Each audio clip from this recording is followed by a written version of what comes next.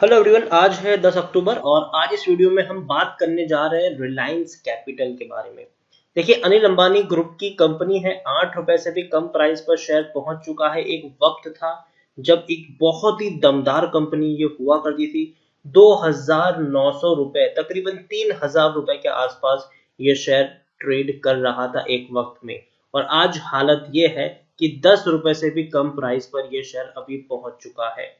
तो बहुत ही खराब सिचुएशन यहाँ पर जरूर देखने को मिल रही है इस शेयर के। और अगर हम देखने की कोशिश करें तो बहुत ही ज्यादा प्रेशर में अभी ये देखने को मिल रहा है रिलायंस कैपिटल।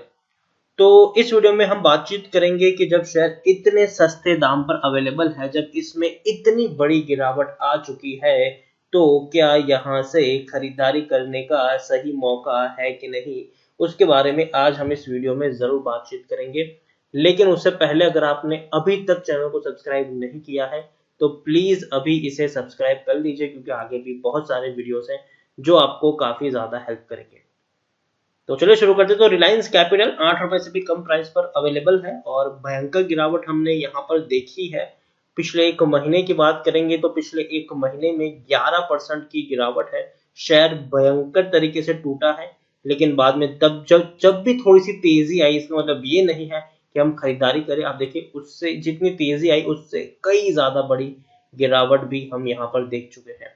पिछले एक साल की बात करेंगे तो पिछले एक साल में 62% की गिरावट है। 25 रुपए के लेवल शेयर टूट के नीचे, देखिए हर बार एक बड़ा बाउंस बैक किया है, लेकिन जब भी कोई बड़ा बाउंस बैक किया है उससे कई ज्यादा बड़ी गिरावट आई। फिर बड़ा बाउंस बैक आया, फिर गिरावट आई, फिर बड़ी तेजी आई, फिर उससे कई ज्यादा बड़ी गिरावट हमें यहाँ पर देखने को मिली है। 3 साल में भी अगर हम देखें तो पिछले 3 साल में 615 रुपए के लेवल से टूटकर शेयर नीचे आया है और पैनी स्टॉक बन चुका है। ऑलमोस्ट सब कुछ खत्म कर चुका है ये शेयर, सारी की सारी वेल्थ खत्म कर चुका है ये।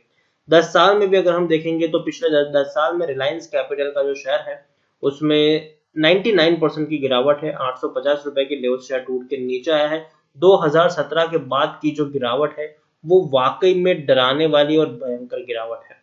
उसके अलावा अगर हम इसके ऑल टाइम की अगर मैं आपको दिखाने की कोशिश करूं तो साल 2008 में ये शेयर तकरीबन तकरीबन 2,924 रुपए के आसपास ट्रेड कर रहा था। 2,924 रुपए तक का एक बहुत बड़ा हाई इसने बनाया था।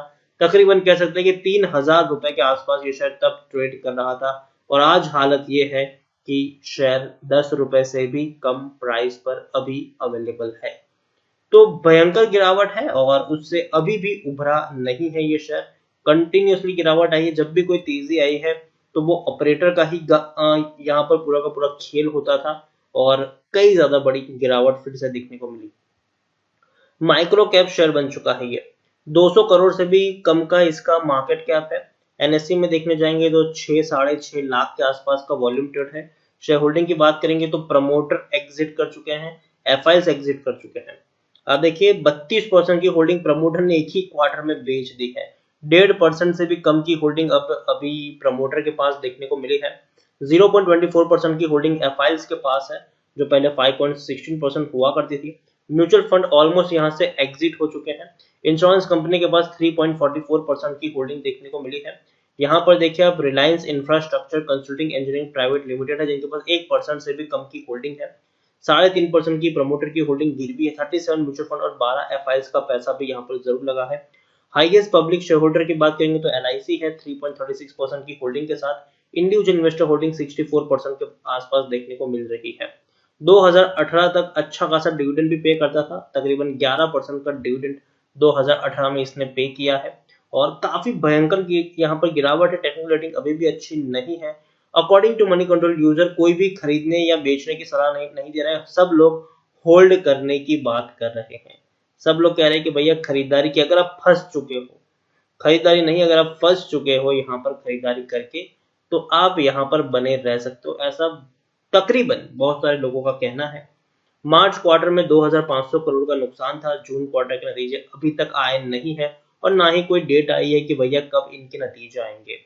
उसके अलावा देखेंगे, इससे पहले के नतीजे भी देखेंगे तो 28 करोड़ का नुकसान था। इससे पहले 2,820 करोड़ का लॉस, इससे पहले 116 करोड़ का लॉस, इससे पहले 240 करोड़ का लॉस। तो हर क्वार्टर में नुकसान हुआ है इस कंपनी को और सर्वाइविंग करने के कोई ज्यादा अच्छे चांसेस इसके अभी की हालत में तो देखने को नहीं मिल रहे हैं। प्रमोटर आप खुद देखिए कंटिन्यूअस बिकवाली ही कर रहे हैं। 41% की जो प्रमोटर की होल्डिंग थी वो मुश्किल से 1.5% की रह चुकी है और गिरवी भी शेयर्स है। 22% 22.5% की एफ की होल्डिंग 0.41% है। आप समझ सकते हैं कि कितनी बड़ी प्रमोट एफ ने भी यहाँ पर बिकवाली की है। इंश्योरेंस म्यूचुअल फंड एग्जिट हो चुकी है। 0.01% की जो होल्डिंग थी आप वो 0% हो चुकी है।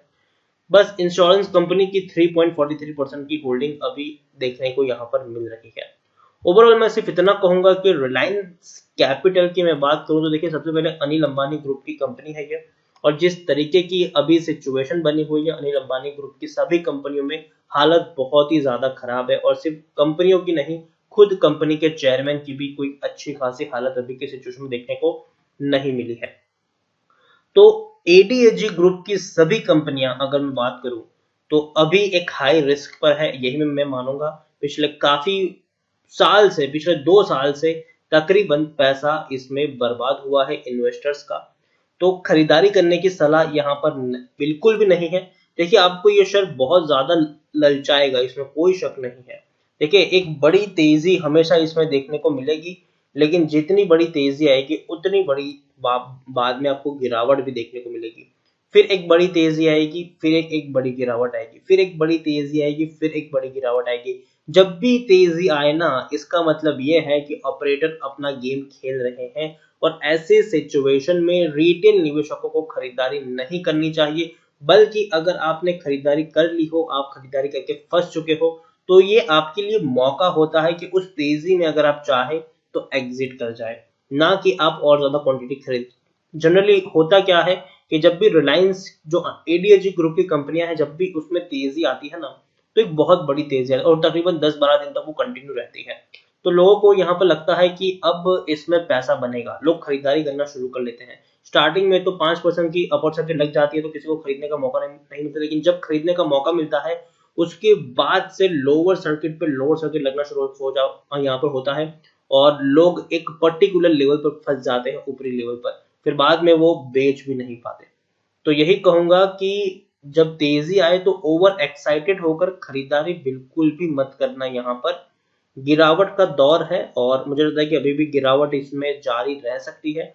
और अगर ऑपरेटर हमेशा गेम खेलते हैं, यहाँ पर हर महीने ऑपरेटर का 1-2 बार गेम खेल ही लेते हैं यहाँ पर तेजी कराने का, तो अगर तेजी ऐसी आती है तो आप फायदा उठाइए और अपनी पास अगर आपके पास ऐसी क्वांटिटी है तो आप बेचकर चाहे तो एग्जिट कर सकते हैं, लेकिन फ्रेश बाइंग करने की सलाह बिल्कुल भी नहीं रहेगी यहाँ पर। तो इसी तरह वीडियो को एंड करूंगा। अगर आपको वीडियो पसंद आया हो तो प्लीज इसे लाइक और शेयर करें। अगर चैनल को पहली बार है तो प्लीज सब्सक्राइब करें और रिलायंस कैपिटल के बारे में आप क्या सोचते हैं वो भी आप मुझे कमेंट में लिखकर बता सकते हैं। Thank you.